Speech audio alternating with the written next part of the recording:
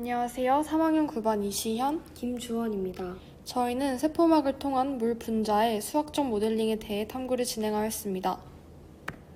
발표 목차는 다음과 같습니다. 첫 번째로 탐구 동기입니다. 저희는 일상생활 속에서 시작된 의문점을 해결하고자 탐구를 진행했는데요. 칠판 당번으로서 칠판 지우개통을 관리하며 통에서 물이 빠질 때 처음에는 그 속도가 되게 빠르지만 물의 높이가 낮아질수록 빠지는 속도가 점점 느려짐을 확인할 수 있었습니다. 해당 현상에 의문을 가져 이를 수학적으로 분석해 보고자 하였고, 이에 방법을 찾던 중 미분 방정식을 도입하게 되었습니다. 해당 실험은 물이 일정한 구조물을 통해 빠져나가는 속도를 미분 방정식으로 모델링하고 해석하는 과정인데요. 이는 생명공학의 핵심 개념 중의 하나인 세포막을 통한 물 분자의 이동 현상과 밀접하게 연결이 됩니다. 세포막은 생명체 내부에서 물질의 이동을 조절하는 중요한 구조로 선택적으로 물과 용질의 출입을 허용하는 반투과성 특성을 가지게 됩니다. 이때 물 분자는 주로 농도 차에 의해 수동적으로 이동하며 이 과정을 삼투라고 합니다. 삼투 현상은 세포의 수분 평형 유지, 부피 조절, 신호 전달 등 생명 유지에 필수적인 다양한 기능과 직결되어 있기 때문에 이를 수학적으로 해석하고 물리적으로 실험하는 과정은 생명공학적 이해를 심화하는 데 매우 유의미합니다.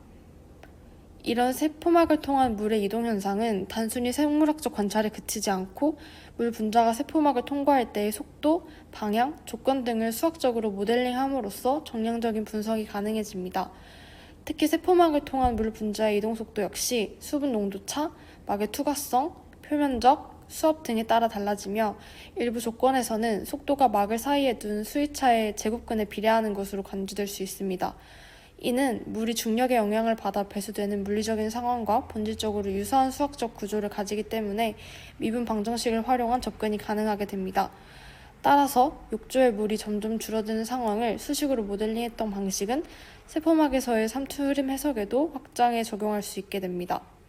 이에 따라 본 탐구에서는 생명공학적 의미를 좀 더 깊이 있게 다루기 위해 실제 세포막 대신 고등학교 수준에서도 활용 가능한 메추리알을 이용하여 메추리알의 반투막성 막을 추출 후 이를 사용하여 삼투 실험을 설계하고 수행하려 합니다. 저희는 분석을 조금 더 용이하게 하기 위해서 다음과 같은 상황을 가정하고 시작을 했는데요. 이때 변수를 잡아야 하는데 배수를 시작했을 때부터의 시간을 t라고 두고 그때의 물 깊이를 y, 수조의 물이 절반이 될 때까지의 시간을 알파라고 두었습니다.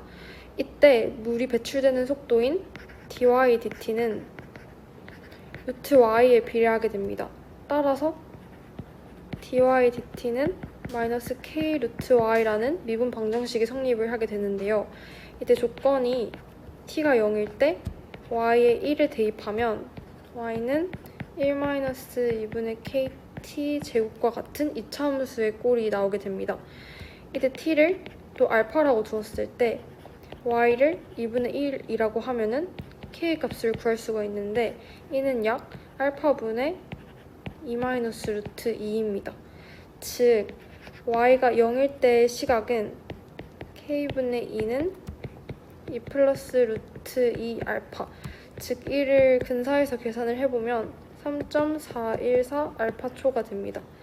그러므로 수조의 물이 절반이 될 때까지의 시간을 알파초라고 했기 때문에 물이 다 배출될 때까지의 시간은 3.414 알파에서 알파를 뺀 2.414 알파초가 됩니다. 다음으로는 메추리알의 반투과성 막을 세포막의 모델로서 이용하여 세포막에서 일어나는 삼투 현상을 관찰한 실험입니다. 그 과정은 다음과 같습니다. 먼저 메추리알을 식초에 12시간 동안 담궈두어 껍데기를 제거합니다. 이는 식초 속의 아세트산이 달걀 껍데기에 탄산칼슘과 반응하여서 이산화탄소 기포를 발생시키며 진행이 됩니다. 껍질이 녹아 사라지면 껍데기가 제거된 메추리알만이 남습니다. 다음으로 이렇게 만들어진 메추리알의 초기 질량을 측정합니다. 질량의 측정값은 소수점 한 자릿수에서 반올림한 값입니다. 이는 모두 12g으로 일정합니다. 다음으로는 용액을 준비합니다. 고장액으로 소금물을 준비하고 저장액으로 증류수, 그리고 등장액으로는 생리식염수를 이용합니다. 이때 메추리알은 염료랑 단백질 등을 가져서 일정 농도를 가지고 따라서 메추리알의 농도를 기준으로 농도가 낮은 저장액은 증류수, 농도가 비슷한 등장액은 생리식염수, 농도가 높은 고장액은 세군물을 이용하는 것입니다. 실험 결과는 이렇게 사진으로 볼 수 있습니다. 이는 관찰 6시간 이후의 상태를 사진으로 나타낸 것입니다. 2시간마다 측정한 값을 표로 나타낸 결과는 다음과 같습니다. 저장액에서는 초기 질량 12g, 12시간 이후는 13.2g, 4시간 이후는 13.8g, 6시간 이후는 14.2g으로 물이 흡수되어서 그 질량이 늘어난 것을 확인할 수 있고 등장액에서는 계속 12g을 유지하는 것을 확인할 수 있습니다. 또한 고장액에서는 초기 질량 12g, 2시간 이후 11.4g, 4시간 이후 10.4g, 6시간 이후 10.4g으로 물이 빠져나가서 질량이 줄어든 것을 확인할 수 있습니다.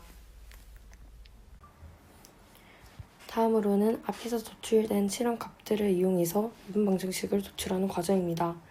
미분 방정식을 구하는 방법에서 이용된 원리는 여기 있는 두 가지입니다.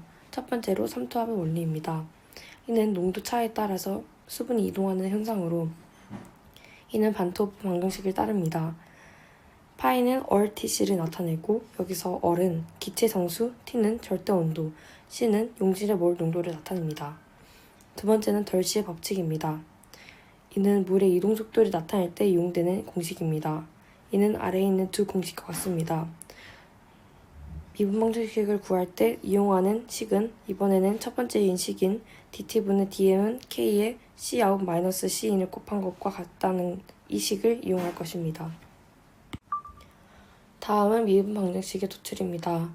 먼저 이용된 기호와 그 뜻에 대해서 설명하겠습니다. C이는 내부 농도를 나타내고 이는 mt분의 t로 표현이 됩니다. cout은 외부 용액의 농도입니다. mt는 시간 t에서의 메추리알의 질량을 나타냅니다. n은 상수이고 이는 내부에 보존되는 용질의 총 몰수를 나타냅니다. k 또한 상수이고 이는 막의 투과도 개수를 나타냅니다. 먼저 덜시 법칙을 이용합니다. 덜시 법칙에서 dt분의 dm은 델타 C와 비례한다. 그리고 여기서 C의 변화량은 Cout 마이너스 C인 것 같다. 이 식을 이용해서 비례하는 것 대신에 상수 K를 넣어서 dt분의 dm은 K에 Cout 마이너스 mt분의 n을 뺀 값과 곱한다. 이 식을 도출할 수가 있고 이제 여기서 상수인 K와 m을 구하면 미분 방정식을 도출하는 것입니다. 먼저 n값 추정입니다. n값 추정하는 곳에서는 등장액의 값을 이용할 것입니다. 등장액에서는 C인과 Cout은 0.009로 동일합니다. 또한 M0도 12로 계속 동일한 값을 가집니다.